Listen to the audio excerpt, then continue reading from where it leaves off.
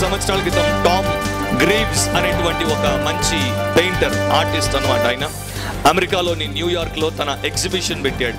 తన paint exhibition అంటే తను చేసినటువంటి ఆ యొక్క ఆర్ట్ ఎగ్జిబిషన్ని ఆయన జరుపుతున్నప్పుడు ఆయన ఒక వింతైనటువంటి యంత్రాన్ని తయారు చేశాడు. అంటే మెషిన్ని తయారు చేశాడు. ఎరుపు తెలుపు చారలతో ఉన్నటువంటి ఒక డబ్బా షేప్లో ఉన్నటువంటి మెషిన్ని తయారు చేసి దాన్ని తన ఎగ్జిబిషన్లో ఒక మూలన పెట్టాడు. ఆయన ఎగ్జిబిషన్కి చాలామంది వచ్చి అక్కడ ఆయన గీసినటువంటి పోర్ట్రేట్స్ని చూసుకుంటూ పోతున్నప్పుడు ఎవరైనా ఆ మెషిన్ దగ్గరికి వస్తే ఆ మెషిన్ వారిని పలకరించేది. ఓ, మీ కన్నులు చాలా అందంగా ఉన్నాయి అని కొంతమందిని చూసినప్పుడు అది అనేది. వారు వెంటనే మురిసిపోయేవారంట. అబ్బో, మీ దగ్గర నుండి చాలా మంచి సువాసన వస్తోంది అది అన్నప్పుడు ఇంకొంతమంది మైమరిచిపోయేవారు. మీకు చాలా అందం ఉందండి, మిమ్మల్ని చూస్తే మనుషులందరూ మీ వైపు ఆకర్షింపబడతారు అని ఇంకొంతమందిని అనేదంట. ఆయన దానికి పెట్టిన పేరేంటో తెలుసా? అప్లాజ్ మెషిన్, అంటే ప్రశంసించే యంత్రము అని దానికి పేరు పెట్టాడు. ఎందుకు ఆ పని చేశాడు అని మీరు ఆలోచిస్తే, టామ్ గ్రీవ్స్కి ఒక విషయం తెలుసు. మనుషులకు ఉన్నటువంటి స్వభావంలో ఒక లక్షణం ఉంది. అదేంటంటే మనిషి పుట్టిన తర్వాత వాడికి వివేకం వచ్చినప్పటి నుండి వాడు గిట్టేంత వరకు కూడా తప్పకుండా మెప్పు పొందడానికి ప్రయాసపడుతూ ఉంటాడు. కనుక తన ఎగ్జిబిషన్కి వచ్చినటువంటి వారికి ఒక మంచి అనుభవాన్ని ఇవ్వాలని అప్లాజ్ మెషిన్ని ఆయన తయారు చేసి పెట్టాడు. అఫ్కోర్స్ ఇప్పుడు మనకు గ్యాడ్జెట్స్ ఎన్నో రకాలుగా మార్కెట్లో దొరుకుతున్నాయి, కానీ మీరు ఎక్కడికి పోయినా మీకు అప్లాజ్ మెషిన్స్ దొరకవు. మీరు 10,000 పెట్టి కొనుక్కున్న ఇంట్లో పెట్టుకుని నన్ను ఎవరు మెచ్చుకోరు, నన్ను ఎవరు పొగడరు, నన్ను ఎవరు ప్రశంసించరు, నా భార్య నోట నా గురించి ఎప్పుడు ఒక మంచి మాట రాదు, నా భర్త పెళ్ళైనప్పటి నుండి ఇప్పటి వరకు నన్ను పొగిడిన పాపాన పోలేదు, నేను ఆ మెషిన్ తెచ్చిపెట్టుకుంటే నాకు బాగుండు అని మీరు అనుకోవడానికి ఆ మెషిన్లు ఎక్కడ అమ్మకానికి లేవు. కాకపోతే ఆయన మనుషుల్లో ఉన్నటువంటి ఒక లక్షణాన్ని చూపించడానికి అండ్ దాన్ని తన యొక్క వ్యాపారానికి వినియోగించుకోవడానికి ఆ రకంగా చేసినట్లు మనం చదువుతాం. మనుషులందరికీ ఉన్నటువంటి లక్షణం ఏంటంటే మనుషుల ద్వారా మనం మెప్పు పొందాలి, వారు మనల్ని పొగడాలి, ప్రశంసించాలి, అభినందించాలి, మనల్ని ఎత్తి పట్టాలి, మనల్ని గుర్తించి గౌరవించాలి అనేటువంటి భావంతో మనం జీవిస్తూ ఉంటాం. ఆ లక్షణము మనందరికీ ఉంది. ఒకరికి ఉంది, ఒకరికి లేదు అని చెప్పడానికి వీల్లేదు. ఒక జాతితో కానీ, కులంతో కానీ, మతంతో కానీ తేడా లేకుండా ప్రపంచంలో ఉన్నటువంటి ప్రతి నరుడికి ఆ లక్షణం ఉంది. అందుకనే మీరు గమనిస్తే శబాష్ అనిపించుకోవడానికి మనిషి ఎల్లప్పుడూ శాయశక్తులా ప్రయత్నం చేస్తూ ఉంటాడు. అవునంటారు కాదంటారా? మన రంగంలో విద్యార్థులు, విద్యారంగంలో వృత్తి పని వారు, ప్రొఫెషనల్స్ వారి యొక్క ప్రొఫెషన్లో వారి టీం లీడర్ కావచ్చు, వారి బాస్ కావచ్చు, వారి CEO కావచ్చు, ఆయన నా భుజాన్ని మీద ప్యాట్ చేసి వెల్ డన్ అని ఆయన చేత అనిపించుకోవాలి అని వారు ప్రయాసపడతారు. వ్యాపారంలో ఉన్నటువంటి వారు బిజినెస్ అవార్డ్స్, ఈ రోజున మన దేశంలో కూడా చాలా సంస్థలు ప్రతి సంవత్సరం business man of the year అని అవార్డులు ఇస్తున్నాయి కనుక వారు ఆ ప్రశంస అందుకోవాలని వారు ప్రయాసపడతారు. ఇక సినిమా నటుల గురించి నేను చెప్పాల్సిన అవసరం లేదు. సినిమాలకు ఎన్నో రకాల అవార్డులు ఉన్నాయి కనుక వారు, కళాకారులు, దాంతోపాటు క్రైస్తవ విశ్వాసులు, క్రైస్తవ్యంలో ఉన్నటువంటి సేవకులు కూడా నిత్యము ప్రశంస అందుకోవాలి, ప్రశంసింపబడాలి అని వారు ఆశగొని ప్రయాసపడుతూ ఉంటారు. ప్రశంస పొందడము తప్పు కాదు, అయితే దానిలో కూడా ఒక లిమిటేషన్ ఉండాలి. కొంతమంది జీవితం ఎట్లా మారిపోతుందంటే కేవలం వారు పొగడ్తల కోసమే బ్రతుకుతున్నారా అని అనిపిస్తుంది. పొగడ్తలు, ప్రశంసలు వారి జీవితాన్ని నడిపించేటువంటి ఇంధనంగా మారిపోతాయి. సో వారి యొక్క లైఫ్ వెనకాల ఉన్నటువంటి డ్రైవింగ్ ఫోర్స్ ఏంటంటే అప్రిసియేషన్ ఫ్రమ్ అదర్ పీపుల్. ఇతరులు నన్ను ప్రశంసించుట కొరకే నేను జీవిస్తున్నాను అనేటువంటి రీతిలో వారు బ్రతుకుతారు.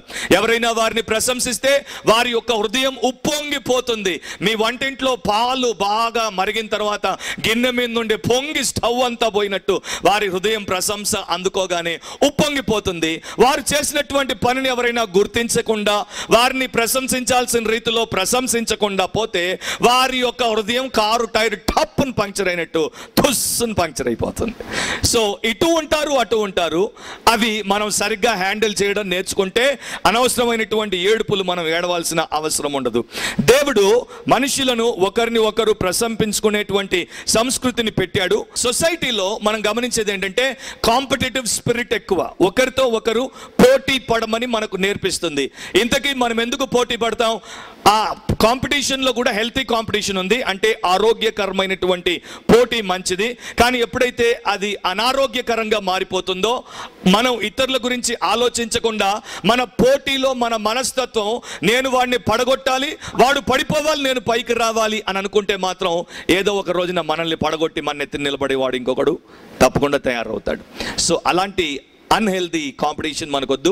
కాంపిటేటివ్ స్పిరిట్తో మీ పిల్లవాడు వాడికి దేవుడిచ్చినటువంటి జ్ఞానాన్ని బట్టి, వాడికి ఇచ్చినటువంటి కేపబిలిటీని బట్టి మంచిగా చదువుకోమని ప్రేరేపించవచ్చు, ప్రోత్సహించవచ్చు, మంచిగా ఉద్యోగంలో రాణించమని ప్రోత్సహించవచ్చు, ప్రేరేపించవచ్చు. అంతేగాని ఇతరులను మించి నీవు తయారవ్వాలి, నీకన్నా గొప్ప ఎవరు ఉండకూడదు అనేటువంటి సాతాను ఫిలాసఫీని మాత్రం మనం ప్రశంసించకూడదు. సో అది లోకంలో ఉండేటువంటి పద్ధతి. బైబిల్లో మనం గమనిస్తే యేసుక్రీస్తు ప్రభు ఒకసారి ఒక చోట కొంతమందితో ఒక మాట అన్నాడు.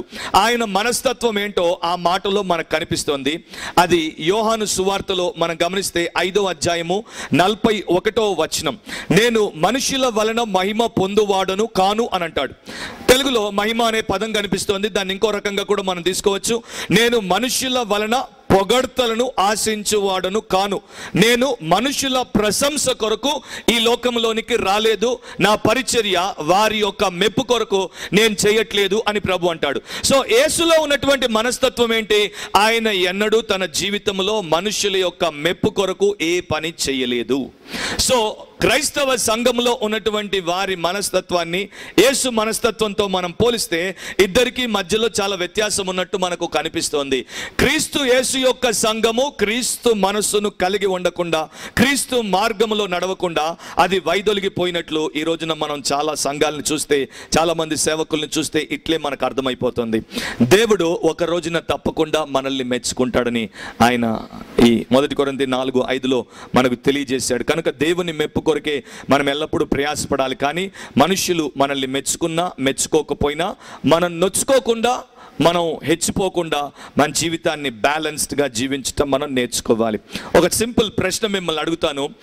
2 పదాలు ఉన్నాయి ఇంగ్లీష్లో, అండ్ రెండు రకాలుగా వాటిని వాడుతుంటారు మామూలుగా. వెల్ డన్ అనేటువంటి 2 ఇంగ్లీష్ పదాలు. వెల్ డన్ అంటే బలా, మంచి పని చేశావు అని అర్థం. వెల్ నోన్ అనేటువంటి 2 ఇంగ్లీష్ పదాలు కూడా ఉన్నాయి. వెల్ నోన్ అంటే బాగా పేరు గడించుట. నౌ లోకానికి కావాల్సిందేంటి? You must be a well known person. కానీ దేవుడు ఏమంటాడు? ఆయన ఆ రోజు ఆయన ముందు మనం నిలబడినప్పుడు ఆయన ఏమంటాడు? వెల్ డన్ అంటాడు. సో వెల్ నోన్ ముఖ్యమా, వెల్ డన్ ముఖ్యమా? ఏది ముఖ్యం? వెల్ డన్ ముఖ్యం. కానీ మనం దేనికోసం బ్రతుకుతున్నాం? వెల్ నోన్ కోసం.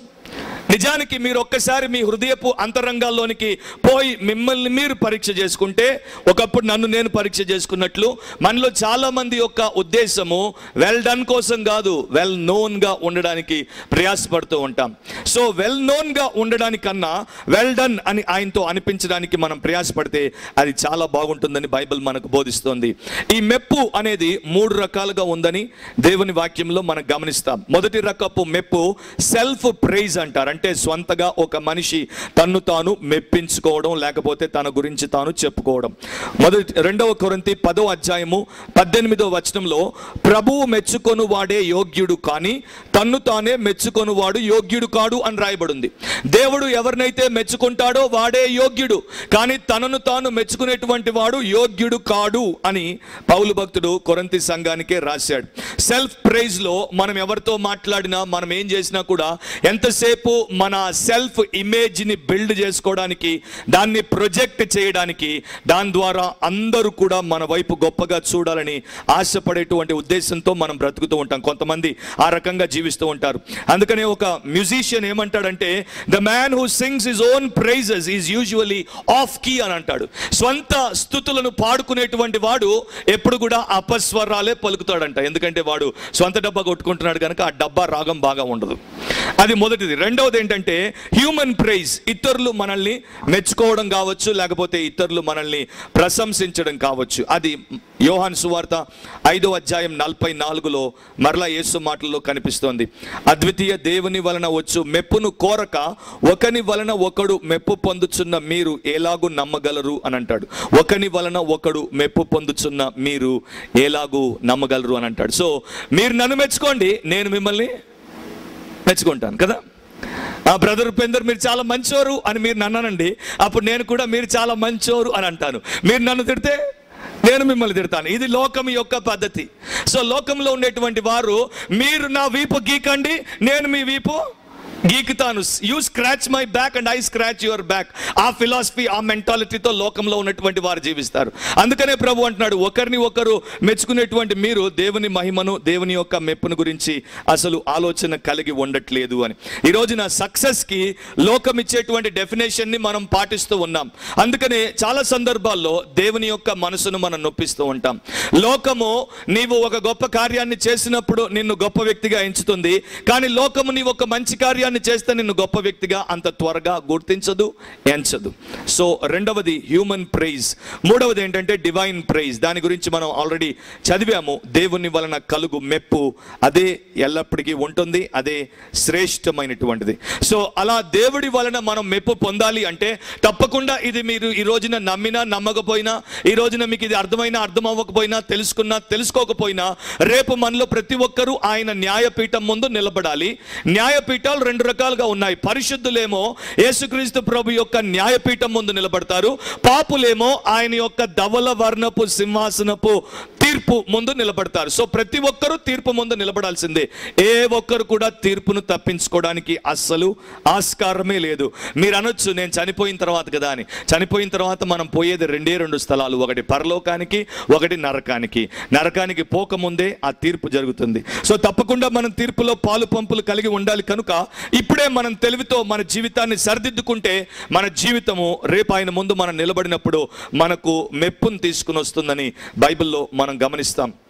సో దేవుని వాక్యాన్ని మీరు చదివితే 1 కొరింథీ 10లోనే 31వ వచనంలో పౌలు భక్తుడు అంటాడు, మీరు ఏమి చేసినను, మీరు భోజనము చేసినను, మీరు పానము చేసినను, మరి మీరు ఏమి చేసినను సమస్తమును దేవుని మహిమ కొరకు చేయండి. సో ఎప్పుడైతే మీ ఉద్దేశం మంచిగా ఉండి అన్ని కార్యాలు మీరు దేవుని మహిమ కొరకు చేస్తారో అప్పుడు దేవుని వలన మీకు గొప్ప మెప్పు లభిస్తుంది.